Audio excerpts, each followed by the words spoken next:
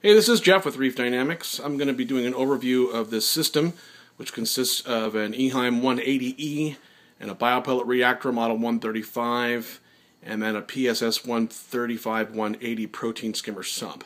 So first, in the front, we're going to start with the bio-pellet reactor. Here you can see the blue line, which is the feed line that comes from the sump. So that basically comes up over the sump wall, underneath that weir, and down into that section, so it's pulling from the bottom of the water level in there. And then out of the bio-pellet reactor goes to the flow control valve. Out of that valve, the pipe goes down into the T-manifold, which is the intake for the protein skimmer pump. That, of course, ensures that all the water leaving the bio-pellet reactor goes into the protein skimmer so that those metabolites can be fractionated. And then we have our Eheim system pump, or a protein skimmer pump, rather, here. There's that T-manifold again.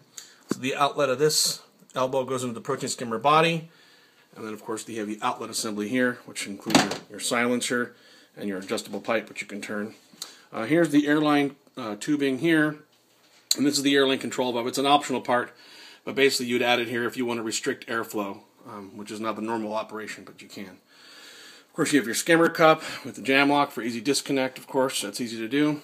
And then you have water coming from your aquarium, comes in through this 1-inch PVC pipe. Flexible pipe comes down into this 1-inch elbow, 1-inch valve for controlling the flow and reducing gurgling noise.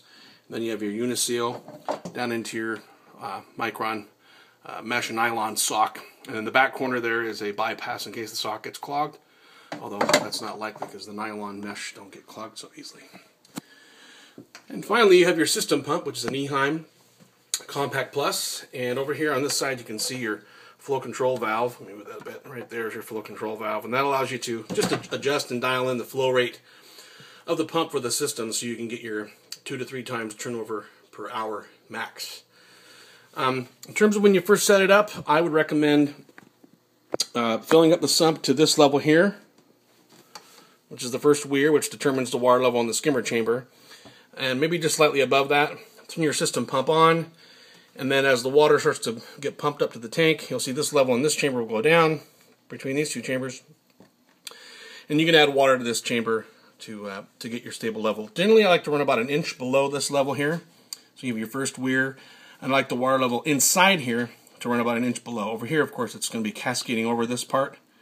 But then in here, 1/2 inch to 1 inch is nice because it ensures that there's a nice stream and drop of water, which is important to ensure that the surface of the sump water is always clean and getting skimmed. So anyhow, your return system hose, the tubing is the 3 meters of the Eheim 594, which is a 3/4 inch, and that's perfect for returning back to your fittings on top. And that's pretty much it. As a basic overview of the system, if you have any questions, feel free to email us at sales@reefdynamics.com. And you can also call us at 707-733-3411. And you can visit us on the web at www.reefdynamics.com. And for now, it's Jeff McRae signing out. Have a great day.